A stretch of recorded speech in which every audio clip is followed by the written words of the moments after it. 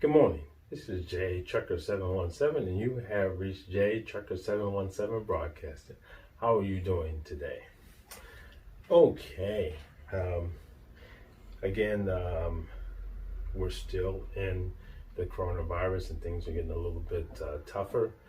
But again, as I said on my previous broadcast, I'm starting to make mess. Okay. Again, I will put a link in there. And again, you can order the mask. You can order my mask on eBay.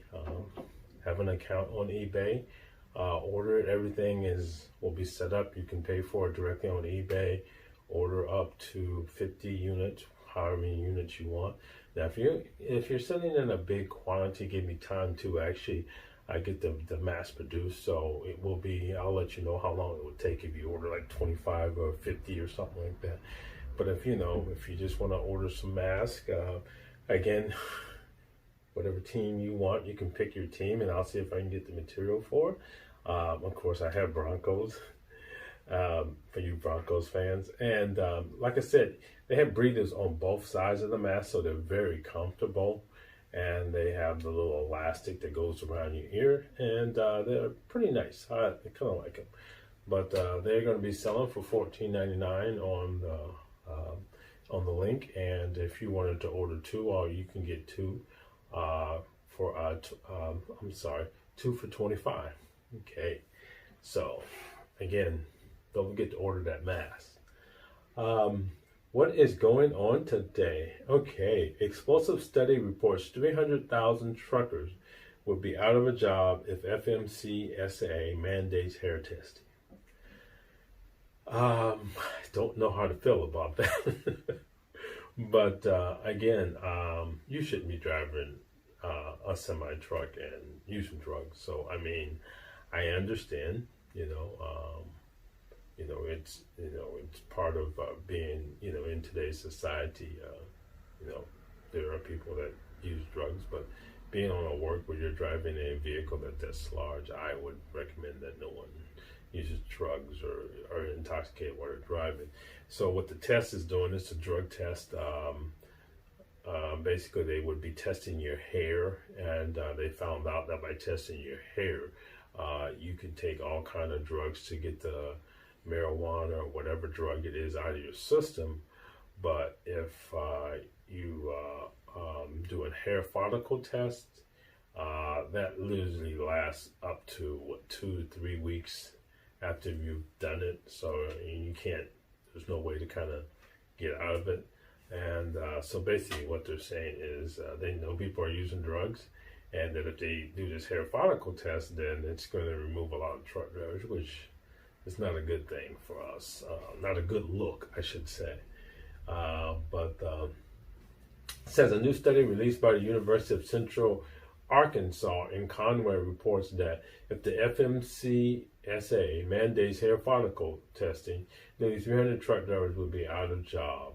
The study is conducted by the UCA professor Doug Voss and Joe Canalosum, was paid for the trucking alignment. To ensure the safety of our roadways, the government requires all drivers to pass urinalysis drug tests. So we know we get urinalysis drug tests when you're a truck driver. However, urinalysis drug screens are usually ported, and some trucking companies use hair drug screens, a more stringent test. This research examines trucking industry's data and finds that more than 300,000 truck drivers would be removed from the position if forced to take a hair drug test. Hair testing opponents argue that the test is biased against ethnic minority groups. Wow. Compared urine and hair pass fail rates for various ethnic groups, our results indicate ethnic groups are significantly different in respective of testing procedures. Factors other than testing methods seem to underlie ethnic groups' pass or fail rate differences, the study states. So what they're saying, and there could be some legitimacy on that, because ethnic groups, especially African Americans, we have sometimes we wear an afro, and when you do a hair follicle test, because you have an afro, It could be that the drug is, holding on to our hair a little bit more than other racial groups. But I have to say, you shouldn't be using drugs. So that's just my personal opinion. But we'll go with that. Okay, what else is going on? All right. Again, a sleepy truck driver caused a fury accident that shut down the highways for hours. It says the accident occurred at 5:40 a.m. on Wednesday on Interstate 87, south of exit 50, in Saratoga Springs, New York. So this is up New York area. According to New York State Police, a truck driven by Anthony J. Front of Connecticut hit a curb and then a guardrail and then came to stop in the ditch. Shortly after coming to rest in the ditch, the truck caught on fire. The blaze caused damage to the Lake Avenue Bridge overpass. Some smoke from the accident could be seen miles away. So it's kind of real bad. Let's take a look at that clip real quick. Okay, this is a clip of the burning truck, and as an OTR driver, it's sad to say I've seen a lot of these situations on the side of the road. Usually a fuel truck that's went over the side of the road and caught a fire. Again, anytime you're carrying hazmat, you want to be extremely careful. So. All right. Yeah, that was a pretty bad clip. Yeah, and like I said, I've seen that too many times as an OTR driver. Okay, what else is going on? All right, action icon Chuck Norris thanks truck for coming to rescue during the COVID-19 crisis. So we got a thank you from Chuck Norris. Let's take a look at that clip. This is going to be nice. Hi, truck drivers in the U.S. GP Transco and I would like to thank all the truck drivers for delivering goods during the COVID-19 time. You guys go above and beyond, and without you, we wouldn't have food on shelves, medical supplies, and other important things. Thank you for your hard work. Your friend, Chuck Norris.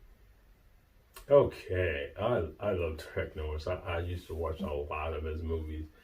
It says one of the biggest action movie stars of all time crafts a new video to recognize American truckers for answering the country's call and keeping the nation supplied during the coronavirus crisis. This is good. This is good. I really like that. Thank you, Chuck Norris. All right.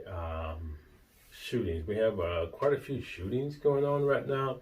It says, is there a serial semi-truck shooter in Michigan? Oh my gosh, this is not good. Two shootings targeted truckers of Michigan interstate occurred months apart, but they were sharing unnerving similarities. This week, CDL Life reported on a shooting that occurred around 1:30 p.m. on July 14th on I-94, exit 97 in Battle Creek, Michigan. During the shooting, a small gray car reportedly passed a semi-truck on the shoulder of the interstate and fired on the passenger's side door before fleeing the scene. No injuries were reported. You can view local news coverage for the incident here. After reading about July 14th shooting, CDL Life reader and truck driver Kim Sofa reached out via telephone to share a similar story about a shooting that took place on May 2020. Sophie, a Canadian driver who teams with her husband Doug, says that her shooting incident occurred at 11:30 a.m. on May 19th, also on I-94 in Battle Creek. Sophia said that she was in the passing lane for an extended period of time while trying to pass another vehicle on an incline. She eventually gave up on the attempt and moved back right, and soon after spotted a small gray car passing her truck on the shoulder. Sophia heard a loud noise and thought something had been thrown at the truck, Doug and Sophia were startled enough to ask, "What was that?" Neither driver was injured. Sophia said the gray car tucked back in front of her and then left I-94 at exit 97.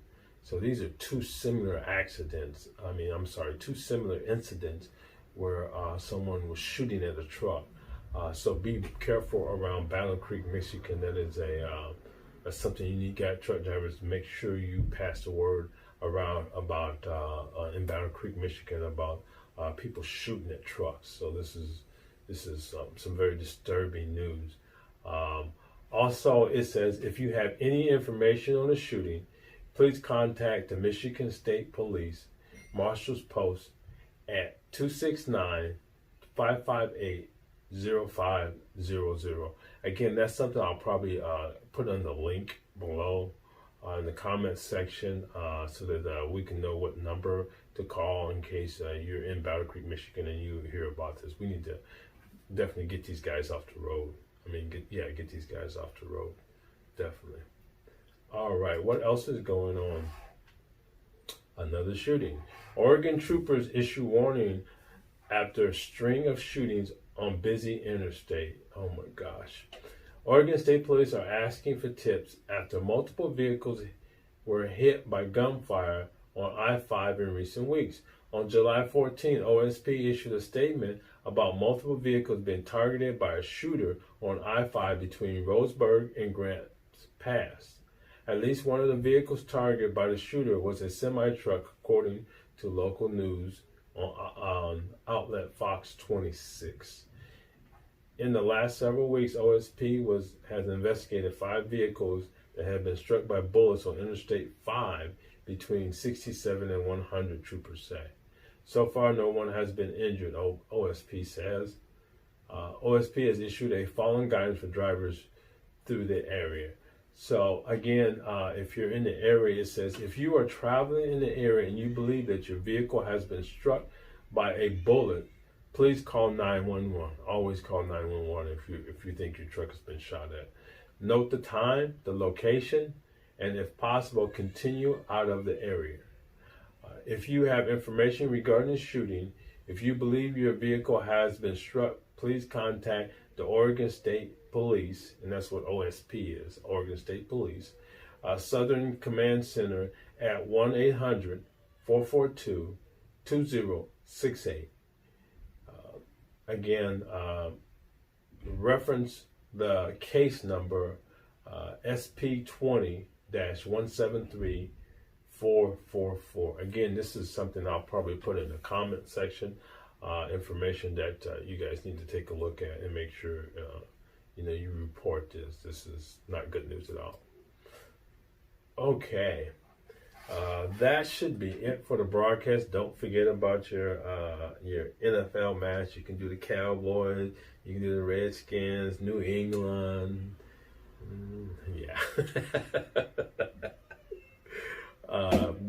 Whatever team, Carolina. There's 32 teams.